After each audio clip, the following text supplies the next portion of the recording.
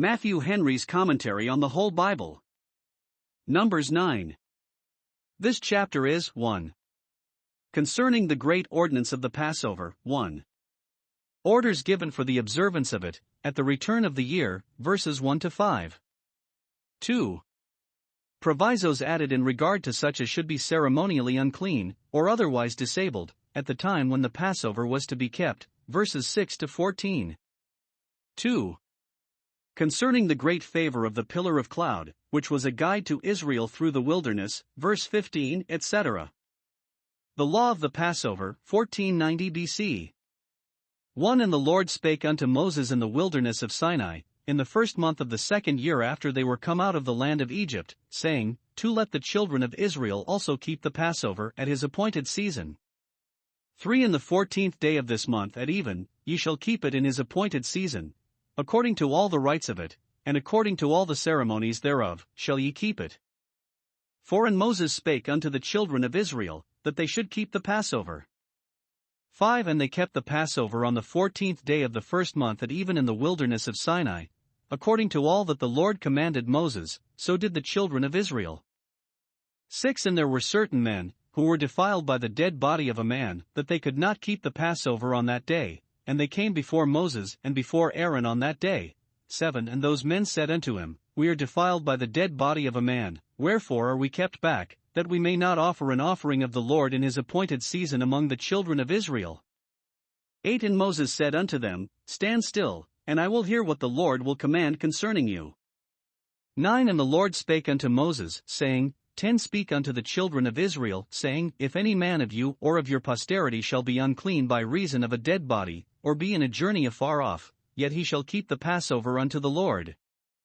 11. The 14th day of the second month at even they shall keep it, and eat it with unleavened bread and bitter herbs. 12. They shall leave none of it unto the morning, nor break any bone of it. According to all the ordinances of the Passover they shall keep it.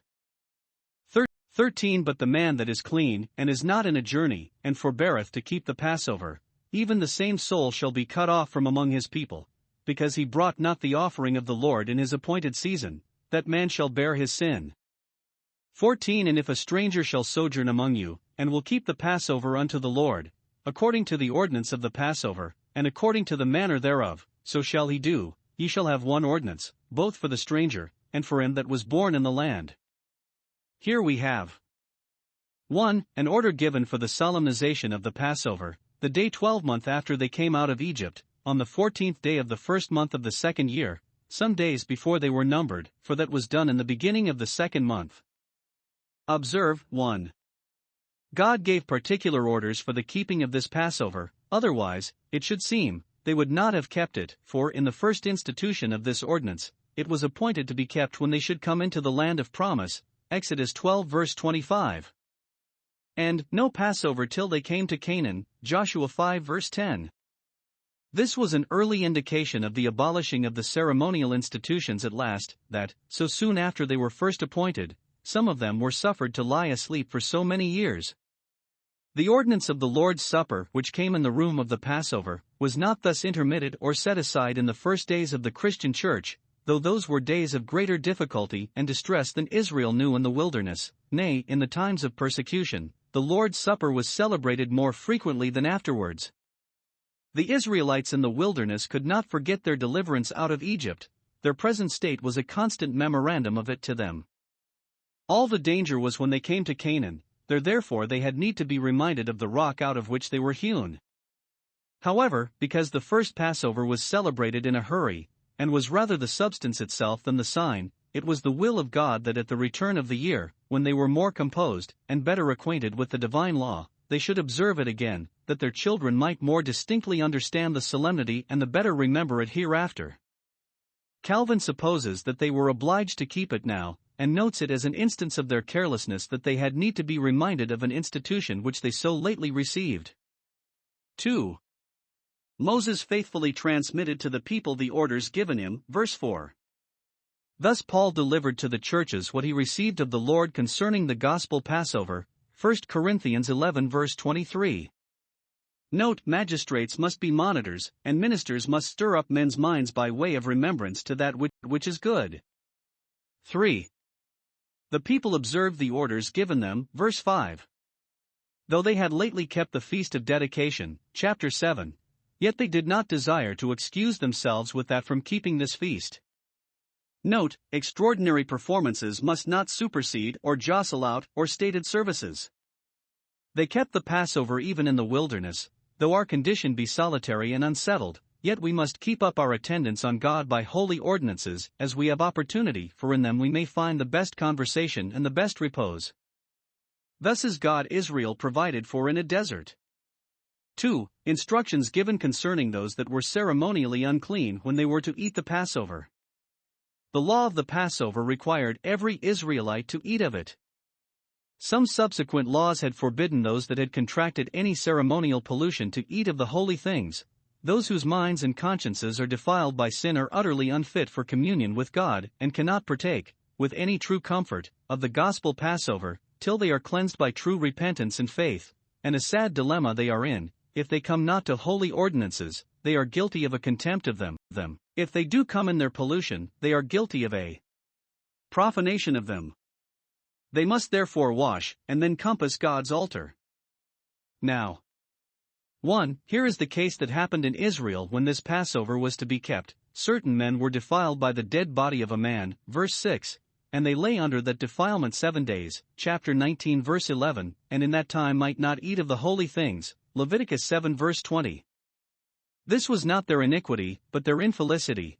Some persons must touch dead bodies, to bury them out of sight, and therefore they could, with the better grace, bring their complaint to Moses. 2. The application made to Moses by the person concerned, verse 7. Note, it is people's wisdom, in difficult cases concerning sin and duty, to consult with their ministers whom God has set over them, and to ask the law at their mouth, Malachi 2 verse 7. These means we must use in pursuance of our prayers to God to lead us in a plain path. Observe with what trouble and concern these men complained that they were kept back from offering to the Lord. They did not complain of the law as unjust, but lamented their unhappiness that they fell under the restraint of it at this time, and desired some expedient might be found out for their relief. Note, it is a blessed thing to see people hungering and thirsting after God's ordinances, and to hear them complaining of that which prevents their enjoyment of them. It should be a trouble to us when by any occasion we are kept back from bringing our offering in the solemnities of a Sabbath or a sacrament, as it was to David when he was banished from the altar, Psalm 42 verses 1 and 2. 3. The deliberation of Moses in resolving this case. Here seemed to be law against law, and, though it is a rule that the latter law must explain the former, yet he pitied these Israelites that were thus deprived of the privilege of the Passover, and therefore took time to consult the oracles, and to know what was the mind of God in this case. I will hear what the Lord will command concerning you, verse 8. Ministers must take example hence in resolving cases of conscience. 1. They must not determine rashly, but take time to consider, that every circumstance may be duly weighted, the case viewed in a true light, and spiritual things compared with spiritual. 2. They must ask counsel at God's mouth, and not determine according to the bias of their own fancy or affection, but impartially, according to the mind of God, to the best of their knowledge. We have no such oracle to consult as Moses had, but we must have recourse to the law and the testimony, and speak according to that rule, and if, in difficult cases, we take time to spread the matter in particular before God by humble believing prayer, we have reason to hope that the Spirit who has promised to lead us into all truth will enable us to direct others in the good and right way. For the directions which God gave in this case, and in other similar cases, explanatory of the law of the Passover. The disagreeable accident produced good laws. 1. Those that happened to be ceremonially unclean at the time when the Passover should be eaten were allowed to eat it that day month, when they were clean, so were those that happened to be in a journey afar off, verses 10 and 11. See here, 1. That when we are to attend upon God in solemn ordinances, it is very necessary both that we be clean, and that we be composed. 2. That may excuse the deferring of a duty for a time which yet will not justify us in the total neglect and omission of it. He that is at variance with his brother may leave his gift before the altar, while he goes to be reconciled to his brother, but when he has done his part towards it, whether it be effected or no, he must come again and offer his gift, Matthew 5 verses 23 and 24. This secondary Passover was to be kept on the same day of the month with the first, because the ordinance was a memorial of their deliverance on that day of the month. Once we find the whole congregation keeping the Passover on this 14th day of the second month, in Hezekiah's time, 2 Chronicles 30 verse 15, which perhaps may help to account for the admission of some that were not clean to the eating of it. Had the general Passover been kept in the first month, the unclean might have been put off till the second, but that being kept in the second month, they had no warrant to eat it in the third month, and therefore, rather than not eat of it at all, they were admitted, though not cleansed according to the purification of the sanctuary, verses 19 and 20. 2. Whenever the Passover was kept in the second month, all the rites and ceremonies of it must be strictly observed, verse 12. They must not think that, because the time was dispensed with, any part of the solemnity of it might be abated. When we cannot do as we would, we must do the utmost we can in the service of God. 3. This allowance in a case of necessity would be no means countenance or indulge any in their neglect to keep the Passover at the time appointed, when they were not under the necessity, verse 13. When a person is under no incapacity to eat the Passover in the appointed time, if he neglects it then, upon the presumption of the liberty granted by this law, he puts an affront upon God, impiously abuses his kindness, and he shall certainly bear his sin, and be cut off from his people. Note, as those who against their minds are forced to absent themselves from God's ordinances may comfortably expect the favors of God's grace under their affliction, so those who of choice absent themselves may justly expect the tokens of God's wrath for their sin. Be not deceived, God is not mocked. 4. Here is a clause added in favor of strangers, verse 14. Though it was requisite that the stranger who would join with them in eating the Passover should be circumcised as a proselyte to their religion, Exodus 12 verses 48 and 49, yet this kind admission of those that were not native Israelites to eat the Passover was an intimation of the favor designed for the poor Gentiles by Christ. As then there was one law, so in the days of the Messiah there should be one gospel, for the stranger and for him that was born in the land, for in every nation he that fears God and works righteousness is accepted of him. And this was a truth before Peter perceived it, Acts 10 verses 34 and 35. The pillar of cloud and fire, 1490 BC. 15 And on the day that the tabernacle was reared up the cloud covered the tabernacle, namely, the tent of the testimony, and it even there was upon the tabernacle as it were the appearance of fire, until the morning. 16 So it was alway, the cloud covered it by day, and the appearance of fire by night. 17 And when the cloud was taken up from the tabernacle, then after that the children of Israel journeyed, and in the place where the cloud abode, there the children of Israel pitched their tents. 18 At the commandment of the Lord the children of Israel journeyed, and at the commandment of the Lord they pitched. As long as the cloud abode upon the tabernacle they rested in their tents. 19 And when the cloud tarried long upon the tabernacle many days, then the children of Israel kept the charge of the Lord, and journeyed not. 20 And so it was, when the cloud was a few days upon the tabernacle, according to the commandment of the Lord they abode in their tents, and according to the commandment of the Lord they journeyed. 21 And so it was, when the cloud abode from even unto the morning, and that the cloud was taken up in the morning, then they journeyed, whether it was by day or by night that the cloud was taken up, they journeyed. 22 Or whether it were 2 days, or a month, or a year, that the cloud tarried upon the tabernacle, remaining thereon, the children of Israel abode in their tents and journeyed not, but when it was taken up, they journeyed. 23 At the commandment of the Lord they rested in the tents, and at the commandment of the Lord they journeyed, they kept the charge of the Lord, at the commandment of the Lord by the hand of Moses. We have here the history of the cloud, not a natural history, who knows the balancings of the clouds, but a divine history of a cloud that was appointed to be the visible sign and symbol of God's presence with Israel. 1. When the tabernacle was finished, this cloud, which before had hung on high over their camp, settled upon the tabernacle, and covered it, to show that God manifests his presence with his people in and by his ordinances. There he makes himself known, and to them we must look if we would see the beauty of the Lord. Psalm 27 verse 4, Ezekiel 37 verses 26 and 27. Thus God glorified his own appointments, and signified his acceptance of his people's love and obedience. 2. That which appeared as a cloud by day appeared as a fire all night. Had it been a cloud only, it would not have been visible by night, and had it been a fire only, it would have been scarcely discernible by day, but God would give them sensible demonstrations of the constancy of his presence with them, and his care of them, and that he kept them night and day. Isaiah 27 verse 3, Psalm 121 verse 6. And thus we are taught to set God always before us, and to see him near us both night and day. Something of the nature of that divine revelation which the Old Testament church was governed by might also be signified by these visible signs of God's presence, the cloud denoting the darkness and the fire the terror of that dispensation, in comparison with the more clear and comfortable discoveries God has made of his glory in the face of Jesus Christ. 3. This pillar of cloud and fire directed and determined all the motions, marches, and encampments of Israel in the wilderness. 1.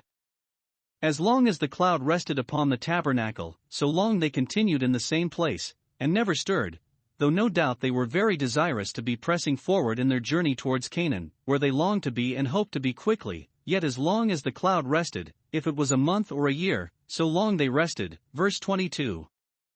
Note, he that believeth doth not make haste. There is no time lost while we are waiting God's time. It is as acceptable a piece of submission to the will of God to sit still contentedly when our lot requires it as to work for him when we are called to it. 2. When the cloud was taken up, they removed, how comfortably soever they were encamped. Verse 17.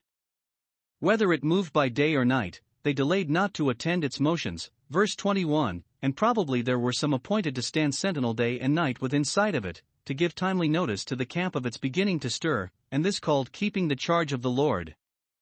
The people, being thus kept at a constant uncertainty, and having no time fixed for stopping or removing, were obliged to hold themselves in constant readiness to march upon very short warning. And for the same reason we are kept at uncertainty concerning the time of our putting off the earthly house of this tabernacle, that we may be always ready to remove at the commandment of the Lord. 3.